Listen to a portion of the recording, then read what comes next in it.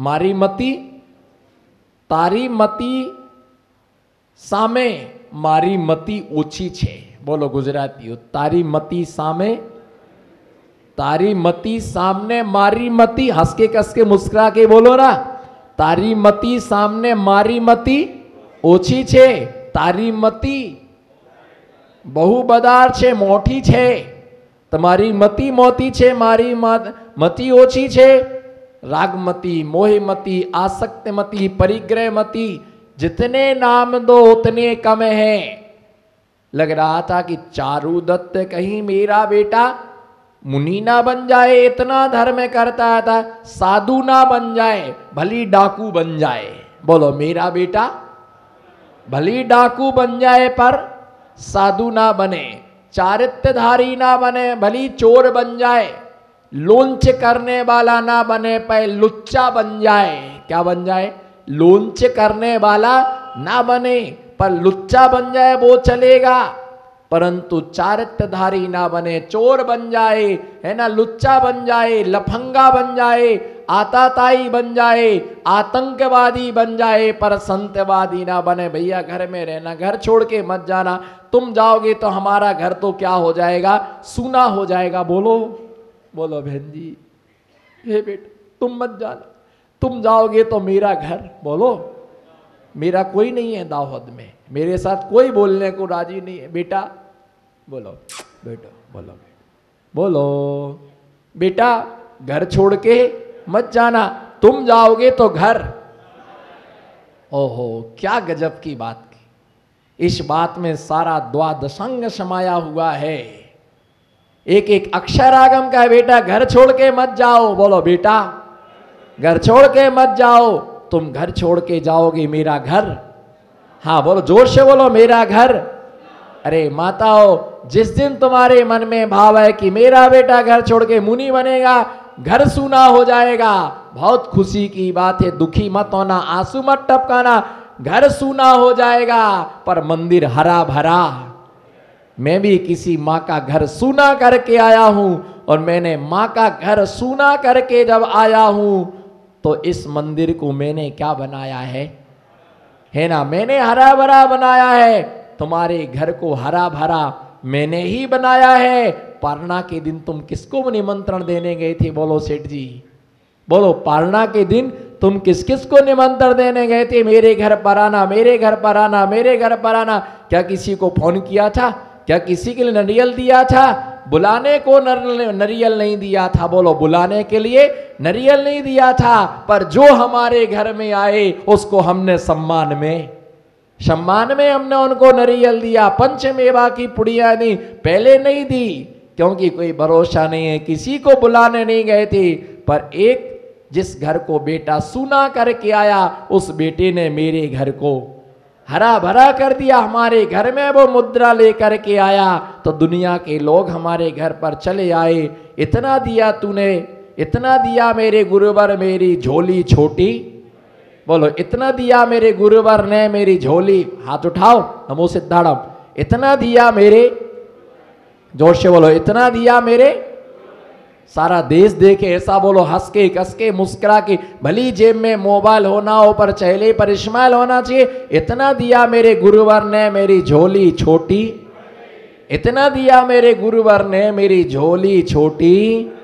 इतने लोग आए मेरे घर पर, मेरा घर छोटा पड़ गया. अरे इतने लोग आए मेरे घर पर, मेरा घर छोटा पड़ गया. पहले घर में था अकेला. बोलो पहले घर में था अकेला, और साधु आए तो घर में लग गया. राकेश जी आपने क्यों नहीं बोला? ये दुखी हो रहे, हमारे घर पर मेला नहीं लगा. बोल लो आप ही का घर था. बोल लो आप ही का घर था भैया. पहले मैं था, बोलो पहले मैं था अकेला, और गुरुवर आए तो घर में लग गया मेला. जिनके घर पर आना जाना नहीं था, बोलना चालना नहीं था, वो भी बेचारा एक कटोरी लेकर के आया. उसको बुलाया नहीं. किसके लिए आया? तुम्हारे लिए नहीं आए हैं, तुमने महाराज को बुलाया है, और जो महाराज को बुलाता है उसने सारी समाज को समाज को बुलाया है, क्योंकि महाराज किसी व्यक्तिगत नहीं होते हैं, महाराज सबके होते हैं। सूरज सबका होता है, चंद्रमा सबका होता है ना। गांव के बीच में बना हुआ कुआं सबका होता है, गांव के बीच में बना हुआ तालाब है ना सबका होता है, जिनालय सबका होता है, गांव के बीच में लगा है ना बरगद का पेड़ सबका होता है। क्योंकि जब है ना पहले समय में लाइट चली जाती थी तो सारे लोग घर से बाहर निकल के पेड़ के नीचे आके बैठ जाया करते थे। लाइट जाती थी और सारे लोग घर से बाहर निकल करके चबूतरे पर आकर के बैठ जाते थे। भैया ध्यान रख के चलना, तुम जाओगे तो घर क्या हो जाएगा, बोलो, तुम जाओगे तो घर सूना हो जाएगा, पर किसी ना किसी नगर का संत निवास भर जाएगा। जहाँ का संत निवास भरेगा वहाँ का मंदिर भर जाएगा, जहाँ का मंदिर भरेगा वहाँ पर श्रावक के घर भी क्या हो जाएंगे, भर जाएंगे। साधु के आने पर सबको ही आ जाता है। भैया ध्यान रख के चलना, घर छोड़ के तुम जाओगे घर क्या सूना हो जाए। बेटा इतना धर्म करता था, इतना धर्म करता था, तो उसकी माँ को लग रहा था बेटा कहीं महाराज ना बन जाए, तो उसके चाचा ने उसके लिए वेश्या के साथ में लगाया, वेश्या के साथ में जुआ खेलने के लिए लगाया। वहां पर जो एक वेश्या थी उस वेश्या के साथ में उसके लिए लगा दिया, और धीरे धीरे वह वेश्या के साथ में लग गया, विषय सेवन करने लगा, और जितना घर का सोना चांदी था वो सबका सब हार गया। अंत में वेश्या ने देखा कि अरे इसके पास कुछ भी नहीं बचा, कुछ भी इसके पास में नहीं बचा। तब उसने उसको बोरे में भर के उस संडास का जो गटर था उस गटर में पटक दिया। सूकर आकर के उसको काटने लगे, सूकरों ने आकर के उसके लिए तमाम प्रकार का कष्ट दिया। बाद में किसी ने उसे निकाला, नहलाया, धुलाया, उससे पूछा कि तुम्हारी दशा ऐसी कैसे हुई, तो बोले वेश्यावृत्ति करने से तन भी गया, धन भी गया, मन भी गया। बोलो, तन भी गया, वेश्यावृत्ति करने से तन भी गया, मन भी गया, धन भी गया, सब कुछ चला गया। अब हमारे पास में कुछ भी नहीं बचा। ध्यान रख करके चलना, पाप करने वालों के पास कुछ नहीं बचता है, भोग करने वालों के पास में कुछ नहीं बचता है। साधुओं की हिम्मत देखो, साधुओं की ताकत देखो, ऐसी वृद्ध अवस्था में भी धर्म ध्यान में जीते हैं। पाप करने में पैसा ज्यादा लगता है, पुण्य करने में कुछ भी नहीं लगता। भैया वृत्ति करने में कोई टिकट नहीं लगती है। कभी आचार्य महाराज की भैया वृत्ति करने की 500, उपाध्याय की 250 और मुनि महाराज के 150, हेलक जी के 100 रुपया और छुल्लक जी के 50 रुपया। ये टिकट है, करना है कि नहीं करना है भैया वृत्ति। भैया वृत्ति के पैसे नहीं लगते हैं। मुनियों के साथ गमन करने का पैसा नहीं लगता। बोलो, मुनियों के साथ गमन करने का पैसा नहीं लगता है, परंतु वेश्या के साथ गमन करने का, पर स्त्री के साथ में गमन करने का पैसा लगता है। चौकी में भोजन करने में पैसा नहीं लगता है, पर होटल में खाना खाने का चार्ज लगता है। मुनिराज से बात करने में चार्ज नहीं लगता है। बोलो, मुनिराज से, बोलो ना, मुनिराज से बात करने में चार्ज नहीं लगता है, पर मोबाइल से बात करने पर चार्ज लगता है। चाहे वो 3GB हो, चाहे वो 4GB हो, परंतु ध्यान रख के चलना, तुम लोगों का मोबाइल, तुम लोगों का जीवन 3G से चलता है और मेरा जीवन 3G से चलता है। आपका जीवन, बोलो, दाहोद की रानी चेलना हो, तुम्हारा जीवन 3G से चलता है और हमारा जीवन श्री जी से चलता है। मोबाइल पर बात करने का चार्ज लगता है, पैसा लगता है, चार्ज कराना पड़ता है, पावर बैटरी साथ में लेकर के चलना पड़ती है। परंतु जिसके पास चारित्र्य का पावर है उसे कभी किसी भी प्रकार से चार्ज नहीं लगता है। दिगंबर मुनिराज कहीं से भी विहार करें उन्हें चुंगी नहीं लगती है, टोल टैक्स नहीं लगता है, क्योंकि जो कमाते हैं उनको टोल टैक्स लगता है, उन्हें इनकम टैक्स लगता है, उन्हें जीएसटी लगती है। पर दिगंबर मुनिराज को जीएसटी नहीं लगती है, इनकम टैक्स नहीं लगता है, टोल टैक्स नहीं लगता है, नाकाबंदी नहीं होती है, इन्हें कभी कोई चेक नहीं करता है। चेक कर हमारे पास कोई छिपाने के लिए कोई वस्तु है ही नहीं, हमारी खुली किताब है। भैया ध्यान रख के चलना, पुण्य करने के लिए पैसा नहीं लगता है। बोलो, पुण्य करने के लिए, लेकिन पाप करने के लिए, प्रवचन सुनने के लिए आओ। प्रवचन सुनने के लिए जब आते हैं तो बाहर कोई टिकट मास्टर नहीं बैठा है, टिकट मास्टर नहीं बैठा है। चुल्लक जी की प्रवचन सुनने का 50 रुपये, मुनि महाराज का प्रवचन सुनने के 150 रुपये, आचार्य महाराज के प्रवचन सुनने का 500 रुपये, कोई टिकट नहीं लेना पड़ती है। परंतु ध्यान रख करके चलो, अगर पिक्चर देखने जाओ, टॉकीज देखने जाओ, तो वहां पर एंट्री लेने से पहले क्या लेना पड़ती है? एक बार पिक्चर देखने के लिए जाने से अथवा टॉकीज में जाने से 4-5 हजार रुपये नॉर्मल चले जाते हैं, क्योंकि अच्छी टॉकीज की टिकट 2,000 रुपये, 3,000 रुपये, 4,000 रुपये, 5,000 रुपये, इतना टिकट लगता है। जिसमें तुम पिक्चर देखने गए, कितना पुण्य कमाया बताओ?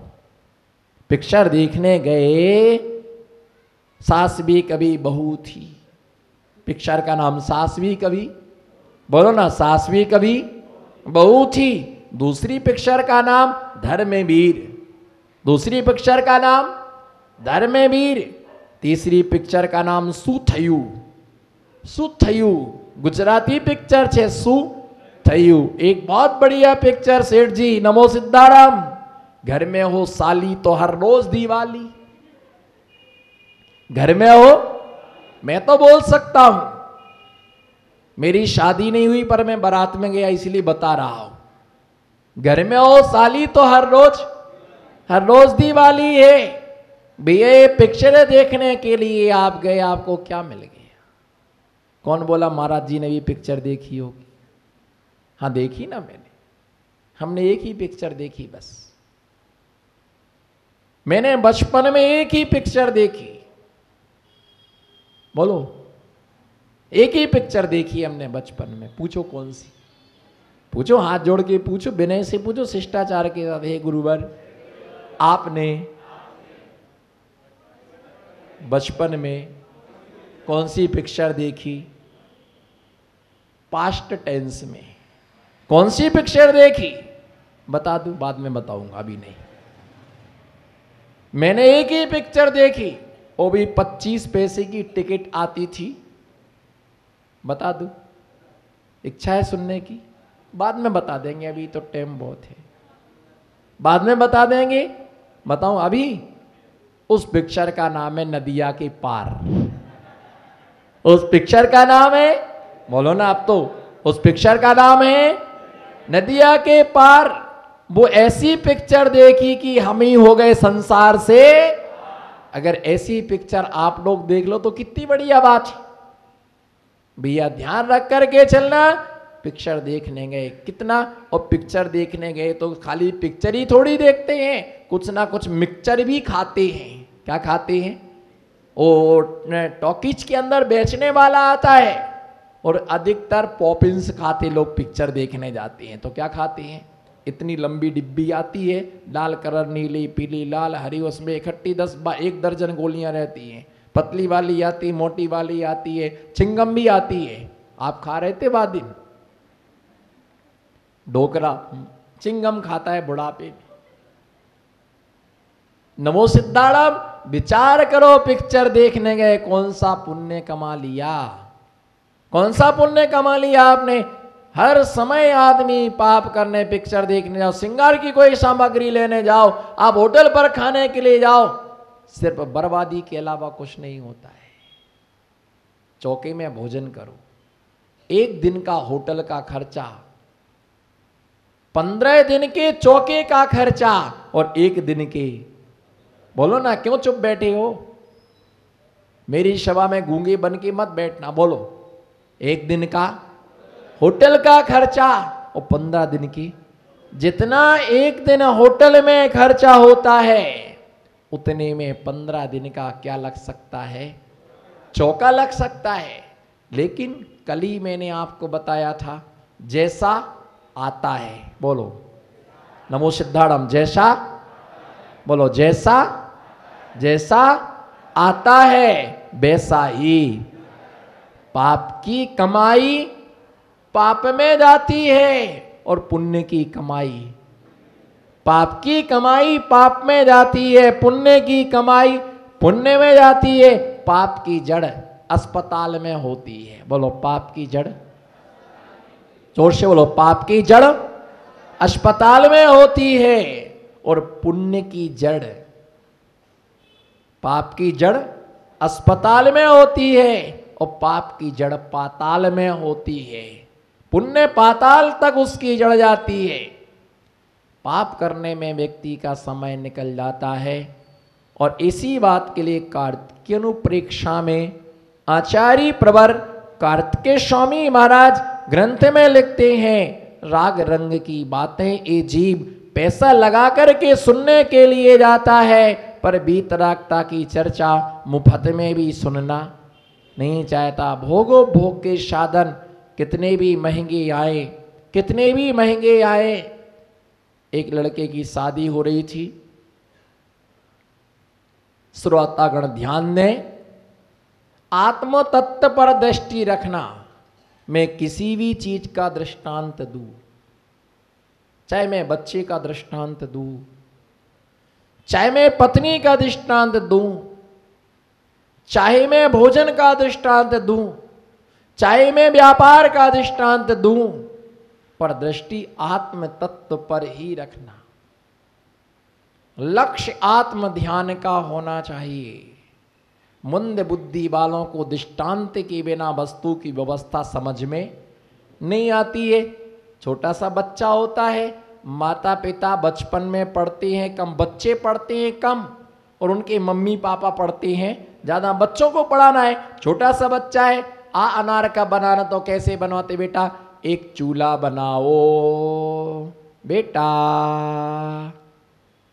मम्मी बेटा एक चूल्हा बनाओ, तो उसका हाथ पकड़ के एक चूल्हा, इस चूल्हे के बाजू में एक चूल्हा और बनाओ, इसके पीछे एक आड़ा डंडा खींचो, उसके पीछे एक, बोलो ना, उसके पीछे एक खड़ा डंडा खींचो, उसके ऊपर फिर एक और डंडा खींचो, बन गया आ, बोलो बन गया आ।